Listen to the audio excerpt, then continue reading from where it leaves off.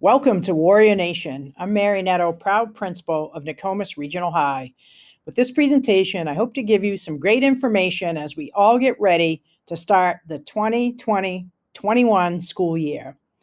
First off, let's just get to some basics. The first day of school is this coming Tuesday, September 8th, and it's for all students. There's no individual day for ninth graders. We're starting with everybody September 8th. I have emailed or will be emailing all students a map of the building, a floor map, particularly for freshmen, so they get familiar with our side of the building. It's a very similar footprint as the middle school side, so hopefully no one will get lost in our building. A key to success this year is everybody having their technology ready and charged. So as you think about getting ready for school, make it part of your routine each evening before you go to bed to make sure your laptop is charged. Before you head out the door for the day, you have it ready. Our students that attend Tri-County Technical Center in Dexter, those students will be attending in person every day it's scheduled. So if they have an A day for Tri-County, they'll go every day. And I'll go over this a little bit more later. Remember to get those back to school forms turned in. As students come back into the building, we will have those typical forms people fill out, lunch forms, permission slip forms. It's really vital that we get those papers turned back in. For students joining remotely, we will have a day next week where people can come and pick up items they need for school, whether it's textbooks, a hotspot, back to school forms. We'll identify a day where you can pick that all up. Don't forget, everyone does need to wear a face mask, and I have some of our staff modeling for us in this presentation. Maybe you'll be able to identify some of our teachers. Communication is key. Please communicate with us either by calling the school or via email. Staff email lists are posted on our website.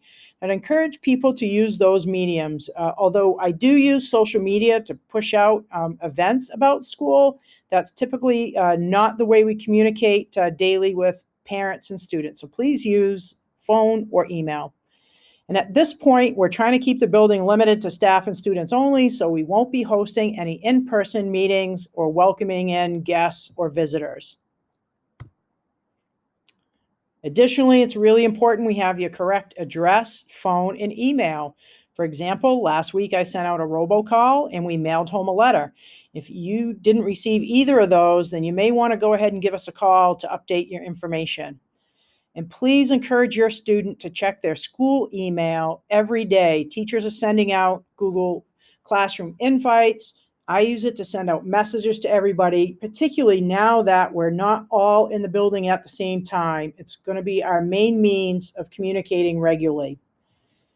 Students should bring their own water bottle. What's great in this new building is we do have water bottle filling stations along with our water fountains, but we, for safety reasons, don't want students using just the water fountain to get a drink. Please have them get their own water bottle. As you arrive on buses or make your way to classrooms, please expect to have assigned seating. And again, that's part of our safety protocols to really limit who's interacting with who and our ability to just track that. So again, we'd ask for everybody's patience with that.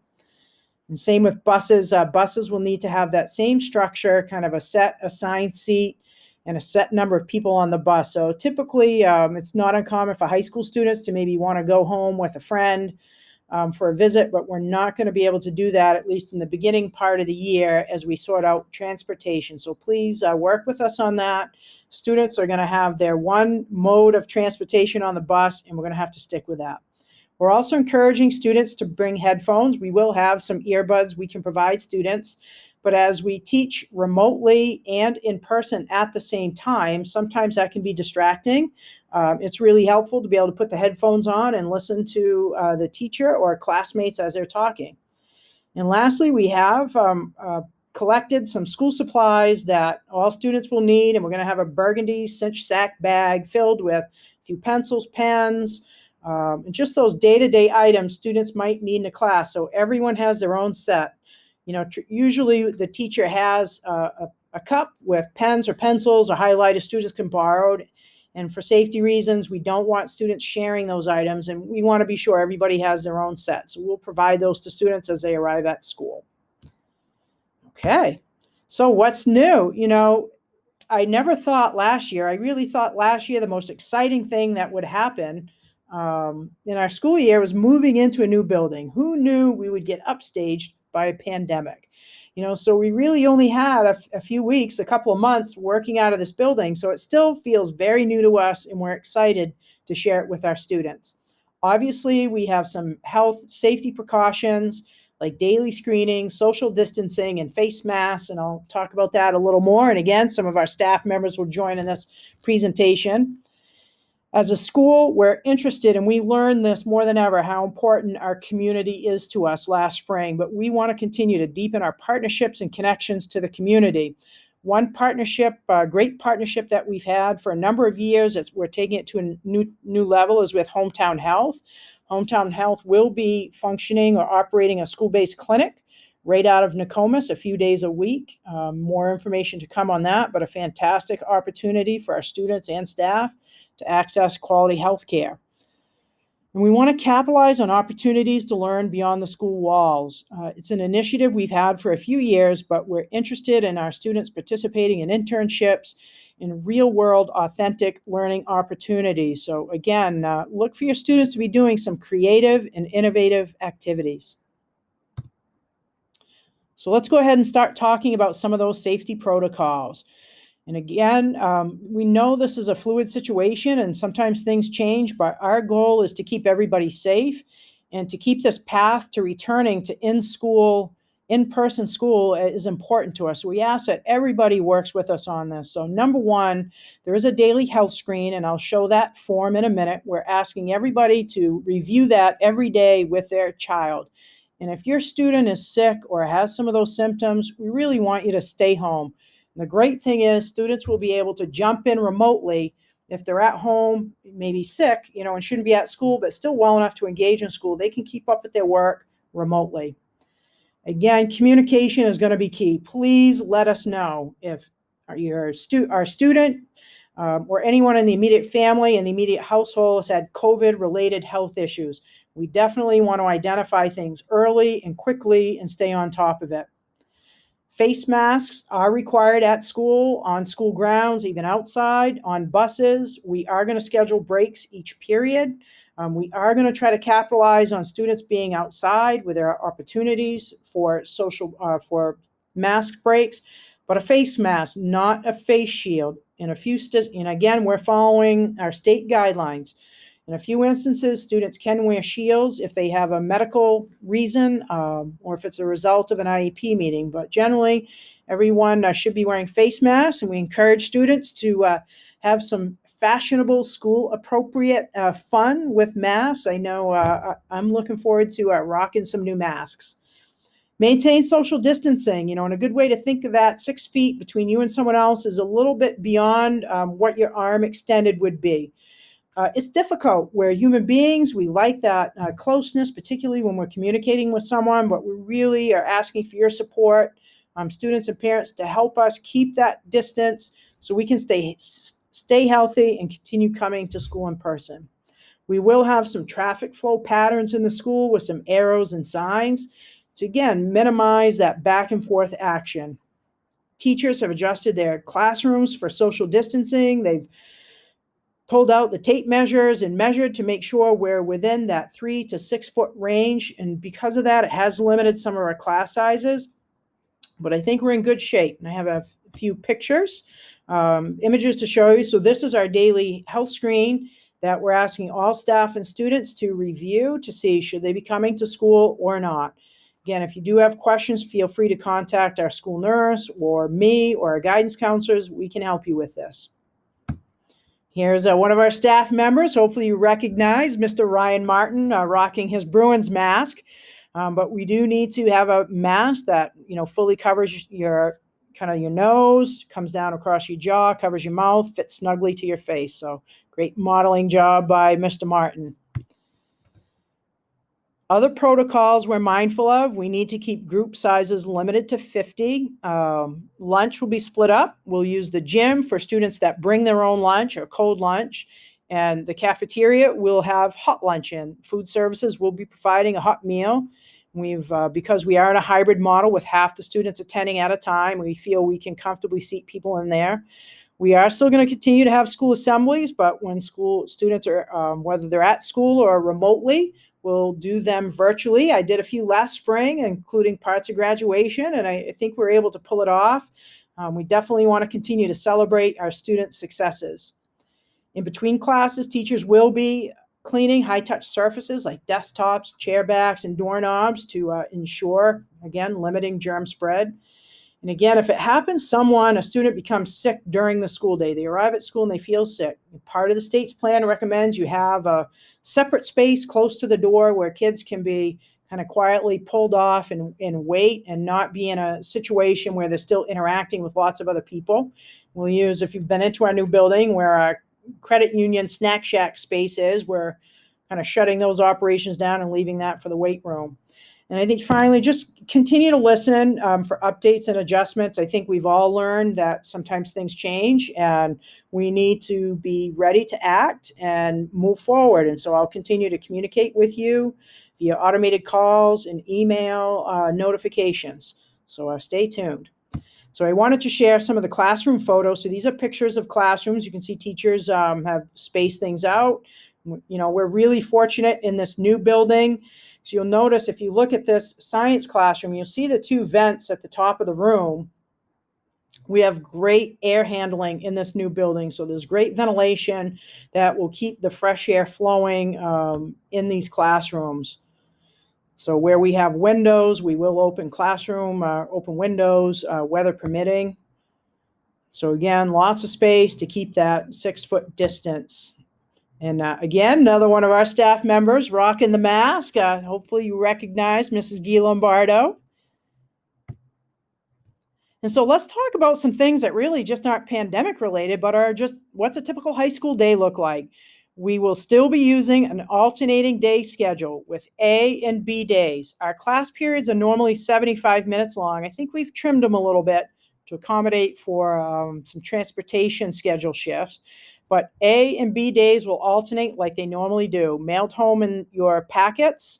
When your schedules came, did have that calendar on the back. And it doesn't impact whether you're group 1 or group 2 or whether you go to Tri-County. We stick with the A-day, B-day schedule.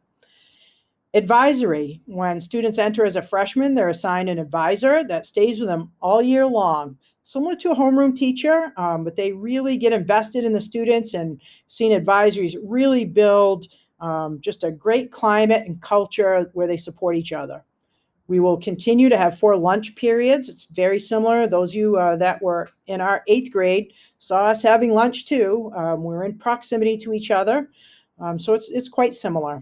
I think the nice thing that happens when you move from middle school to high school is that there's more choice in courses. You have an opportunity to take some electives, take different classes that have students in different grades. We are going to continue to do that. Some of our classes might look a little different because of safety precaution limitations, but we're moving forward and continuing to have them. And again, that advisory time that we offer each day is an opportunity to check in with that kind of one person, one mentor that we want to make sure every student has, to just monitor your own progress, set some goals, identify some areas you might need help in. Oh, another staff member. Hopefully you recognize Mr. Elias, one of our social studies teachers, going with the gray ensemble today. And so here's that A-day, B-day calendar that I talked about. You should have received in the mail. The highlighted gray days are A days, and we just alternate A-day, B-day, A-day, B-day. This calendar has helped us stay in sync with Tri-County Technical Center.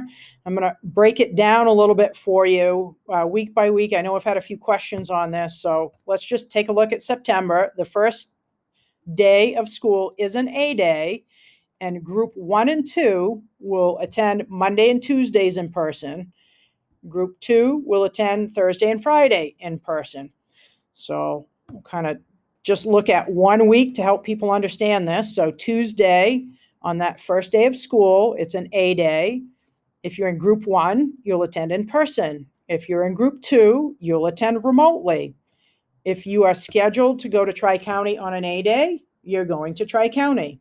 Wednesday will be a remote support day for everyone. I do have a calendar or schedule we'll provide to students where each content area will be available at a time during the day for students to get support from those teachers. And we will have an online advisory period. On Thursdays, it is again an A day, but this time Group 2 will come in person and Group 1 will stay at home. Tri-County will attend every day in person in Dexter. So if you have Tri-County on an A day, you are going in person again. And finally, we'll get our first B day in. Again, it's Friday, so it's Group 2 in person and Group 1 remotely. So hopefully you're staying with me. I'll take it to the next week of school, the first 5-day week of school. Monday is an A day. So again, Group 1 comes Monday and Tuesday in person. So it'll be an A day. Group 2 will be remote. Tuesday's a B day. Group 1 is in person. Group 2 is remote. And on this B day, again, if you are scheduled for Tri-County, just like on the A day, if Tri-County's on your B day, you attend every B day. Now, what I didn't put on my display here, which I should have, Wednesday is an A day. And so if you have Tri-County, the buses are going to pick you up. And on Wednesdays, Tri-County students are going to go to school. Thursday's an A day again, Group 2 in person, Group 1 remote. Friday's a B day, Group 2 in person, Group 1 remote. And again, no matter if you're in Group 1 or 2, the day you have Tri-County, you will go to Dexter in person every day. The Tech Center has enough space. Their student population isn't as large as ours, so they have enough space to safely fit all their students. So let's take a look at a sample 9th grade schedule. So we have 4 academic periods during the day and then an advisory period. So on the A day for this student, they start with jazz choir. Mr. Neal is their teacher, and the room is H137. Period 2 is Algebra 1 with Mr. Walton in room H167. Period 3 is the period we have lunches. So at some point during period 3, students in this class will go to lunch. Ms. Furberg's the teacher, and it's in room H203. Period 4 is physical science in room 011 with Ms. Martin. And the advisor the student has is Mr. Middleswart in room H236. And then same format, but the B day, the classes the student will have will be Honors English, then Spanish 1, then Intro to Video Communication. And then first semester, they have physical education, and then their advisory period. So take a quick look at a 10th grade schedule. Again, regardless of which grade students are in, the format for schedules is very similar. On this A day, the student has JROTC, AP World History. In your schedules that were mailed home, if you see no scheduled course, that's a spot we will drop study halls in. We wait until the last minute to do that, just to accommodate for any schedule changes, so we're not shuffling too much. And then they finish period 4 with Honors Geometry. Then on the B day, Spanish 2, Honors English 10, Honors Algebra 2, Honors Lab Bio, and advisory to end the day. So let's look at a sample Tri-County schedule. If you have a student that attends Tri-County, their A day will be completely filled with Tri-County. They leave in the morning, stay all day, come back in time in the afternoon for the buses. On the B day, they'll have their traditional Nokomis classes. So on the B day, the student will have English 11, Algebra 2, Contemporary America, Lab Chemistry, and then they'll meet with their advisor. So our daily schedule, the morning drop-off, we're asking for parents to not drop off before 7:45, and you need to be here by 8:10. We are still going to use our side parking lot for the drop-off area. And we have our class periods. Again, we've trimmed them a couple of minutes. I think they're 73 minutes. Lunch period, we'll have our 4 lunch sessions, period 4. Our advisory, and then our end of the day, we'll start dismissing during advisory. We're going to look a lot like an elementary school dismissal this year. And again, that's to minimize the volume of students moving at one time in the building or bottlenecking in a particular area to make sure everybody's safe. So we'll dismiss students by town to their buses starting at 2 o'clock. Again, it needs to be a bit earlier as buses are having to do additional runs. So they need to get out of here a little bit earlier so we're not getting students home too late. Any students that drive to school will be dismissed next. We'll ask them to head out to their car. And then any students who are being picked up by someone, we'll dismiss those students at 2:20. And again, parents can pick their child up out in the side parking lot. So we've got Miss Flannery helping us out, modeling her mask. So again, just some quick visuals. This is the front of our building, again, where buses only come in and would ask students to enter into the front entrance.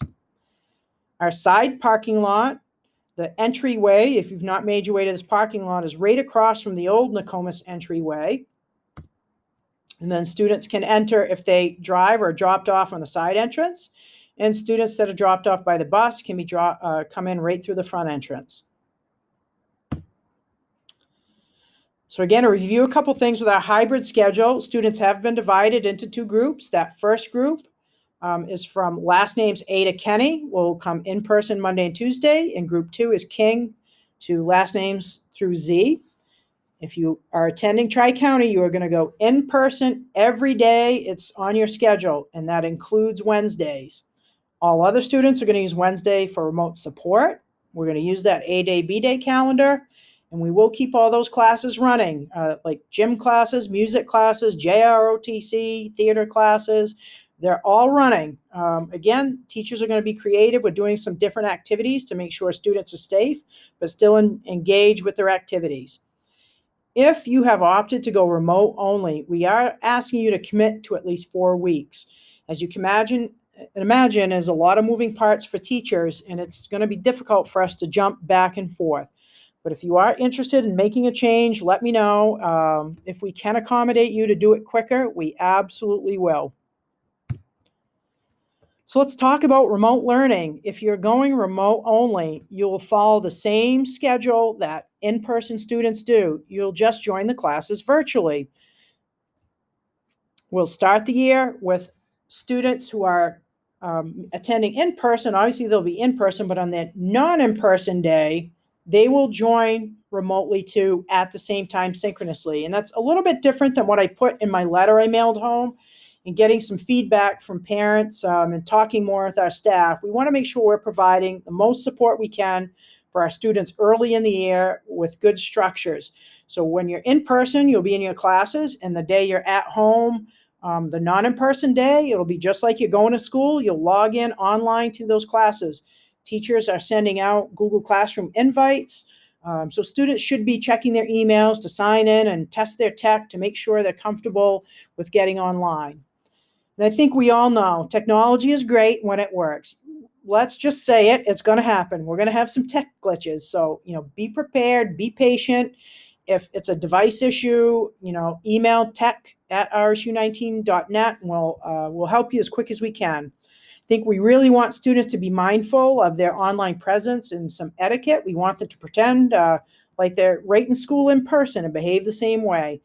And it counts. We adjusted our grading procedures in the spring to be a little gentler for everybody. We knew our world turned on its head, but it's time to get back to business. And we want our students getting back into good routines. Your academic work is going to be graded, collected, and assessed. So let's get ready to crank it up, Warriors. And there we go. We've got Miss Purnell rocking a chemistry-themed mask, and she's got her safety goggles on. So to support our instruction, we know we needed to have kind of some new guidelines to get everybody on the same page. So again, be prepared. When you're at home, make sure you're getting up on time, your devices are charged, and you have a good workspace ready, that you have what you need. Miss Martin has got her cow-themed mask ready for us. Again, school rules count. Whether you're at home or at school, you're remote, in person, it matters. Again, think about your backdrop. I know it's been interesting to get a peek in everybody's house, or sometimes people are walking behind you. So think about when you're at home working virtually, what's your setting going to be? And we are asking that you turn your camera on. The teachers need to see you to make sure you're engaged, and if you need help, they can recognize it and access you. But we're also building lessons to have students engage in a lot of student-to-student collaboration. And so we want to replicate that in-person feel as best we can. And again, manage your other technologies. You shouldn't be texting or on your cell phone or jamming a lot of music, so it's a distraction to other students in the class. Chat responsibly. We know one of the tools that we will use when we're using Google Meets is a chat box. We're actually going to use students to help with that. So students at home, if they have a question, it's not as easy to physically raise your hand or be noticed, but we're going to use the chat box. Again, we want you to showcase your good writing skills. We're not sending a text message to our buddies. So let's use school appropriate language and words. And we ask you mute yourself when you're not talking, just to eliminate background and feedback noise. But also, we've all learned, hey, you're muted. Be ready to unmute yourself when it's time for you to share. Miss Wells, rocking the USA face mask. And we want you to participate. We're all a little bit rusty from school, so it's time to get at it. So let's get our game face and our school, it's kind of school mode going. And we've always enjoyed great support among warriors. Remember, we're all in this together. Make sure you're listening and you're being open to other viewpoints. You're asking questions, sharing your thinking, and just participating. All we ask is that you give your best effort, give 100%. You don't need to know it all. That's the beauty of learning. You don't know it all. That's why we're doing, you're in classes to learn and develop new skills and think about new ideas. So get ready to get back in the game. Some roles that we've identified. Obviously, the teacher will be in the room, assuming that facilitator role.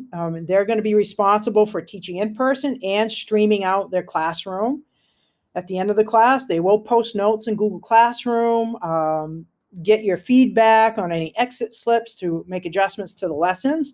We're asking that one student, jumped ahead to Mr. Lever, manages the chat box.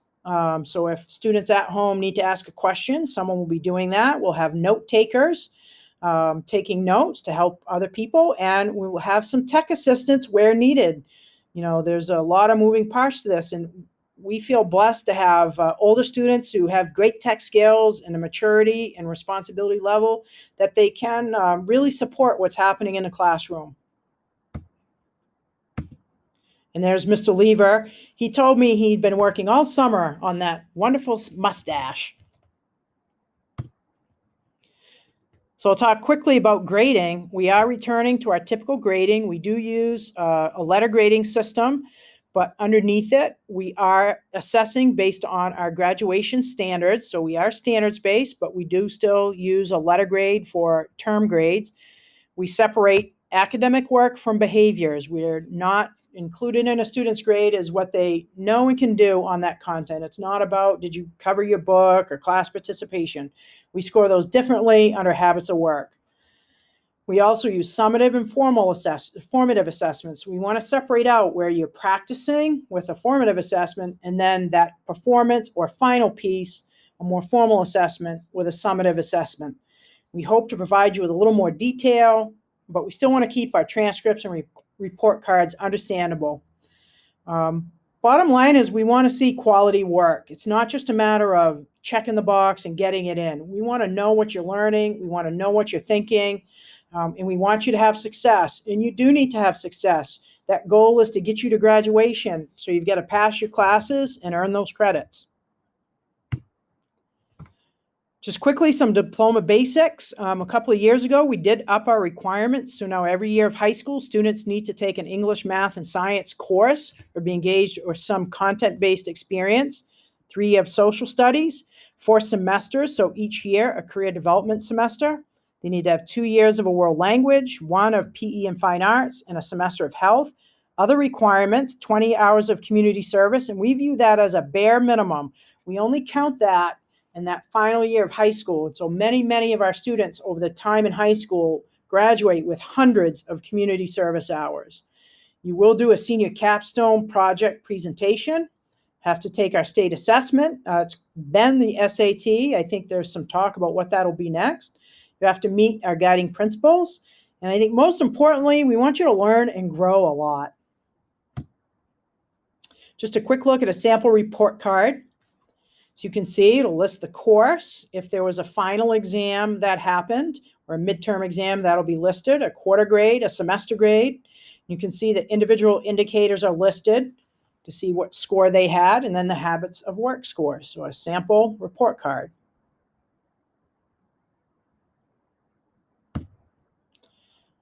Everybody knows Mrs. Neal, our theater arts teachers, and I love, as we all kind of maybe moan and groan about wearing masks, the actors have been doing it since 500 BC. So my best advice as you think about returning to school is take pride in yourself, your work. What you do represents you, and take a lot of pride in that. It's okay to embrace the struggle, even in good times. I actually have this bullet that I've used for many years. I think part of learning is not getting it right the first time. Like, this isn't about perfection. This is about experimenting, trying things, reworking things, and having some grit to stay with it till you get where you want to be. Get involved. We have many, many clubs, teams, groups, and I know there are still questions about athletics, but I have asked all of our coaches, advisors, clubs, groups to continue to hold their groups, and we will do our best and do as much as we can within the safety guidelines to make those things happen. Get organized. There's a lot of moving parts to high school, so get a system down. Use a Google Calendar, get a binder, have a day planner, but get organized. Go for it.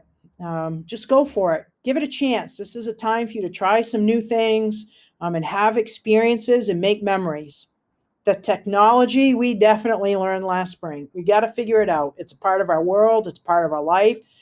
It's not the be-all and end-all to learning, but it's an important tool. You need to be safe with it, and you need to understand how to use it. And finally, don't be shy about talking to adults. You're now older. You're not a little kid anymore. You're young adults as high school students, and we're here to support you and help you. And we want to learn about you and talk to you, but you got to be comfortable sometimes speaking up and asking for help, or just chat us up. We want to get to know you. And I'll give you a homework assignment over the next few days before you come to school. What would you tell yourself, from 1 year ago? So if you think about where you were 1 year ago and knowing what you know now, what would you tell your today self? I can tell you what students have told me in the past when they've reflected back on their high school experience. The biggest thing they said is join clubs, because you make new friends. You sometimes discover some hidden talents or discover new ones, a new passion. Maybe it's not a job you're going to do in the future, but it's an activity you're going to use in your lifetime. It definitely helps you find your path for after high school. Find some balance, but put yourself out there. You can't do and be it all. There are only so many hours in the day, but it's also okay to take some risks. There's a temptation sometimes in high school to be too focused on their social life. And it is important to have a good social life, but it's not the only thing. And speaking of not the only thing, sports are a wonderful extracurricular activity, but they're not the only one that's valued here at Nokomis. There are many, many different clubs, groups, and teams. And make connections with teachers. They're here to support you and mentor you, so get to know them. And then, what would you fill that in? I only wish I had blank sooner. As you think about your middle school experiences, what maybe do you wish you would have done? Well, now's your chance. Do it now. Mr. LaPrade rocking the Harley mask. I think his mom made it for him. And lastly, take pride in being a Nokomis warrior. I am tremendously proud to be part of this school district and this community. I've been here many, many years, and what I've learned is that our students are really great people. They're great friends. They're good citizens who care about their community, and they're really hard workers. And I want you to be proud of that, because you're a warrior. You're a warrior. And lastly, I'll leave this slide up there, but get in touch with us. If you need to contact us, again, while things are a little bit more remote. Now, you can see I didn't update Mr. Henry's email address. It should be ahenry@rsu19. And for those of you that recognize Mrs. Kent, yes, Mrs. Kent moved back to home state in New York, but we're happy to have Mr. Henry on board with us. And he has the first part of the alphabet, Miss Babin in the middle, and Miss Sierra has the end of the alphabet. Miss Hale in guidance is always helpful. If you have any questions about athletics, Mr. Babin is our athletic director. Check out our website, and don't forget 368-4354 is how you can reach us by phone. So I hope this information has been helpful, and I'm really looking forward to seeing everybody back at school in the upcoming days. And I'm going to close it out, and I hope you all practice saying this loudly and proudly. Go Warriors!